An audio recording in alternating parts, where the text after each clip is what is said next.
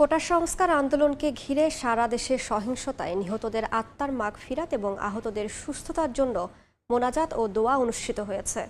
জুমার নামাজ শেষে মুসল্লিরা বিশেষ এই দোয়ায় অংশ নেন। সরকারের পক্ষ থেকে দেশের প্রতিটি মসজিদে অনুষ্ঠিত হয় দোয়া।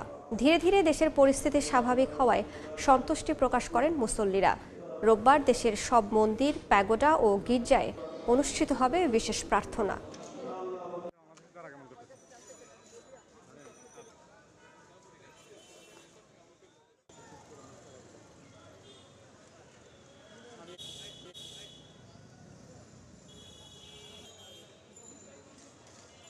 অবশেষে চট্টগ্রাম থেকে দেশের বিভিন্ন অঞ্চলে জ্বালানি তেল পরিবহন শুরু হয়েছে।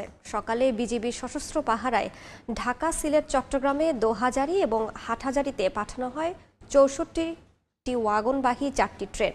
নূরজামাল আতিকের ক্যামেরায় জানাচ্ছেন কমল দে।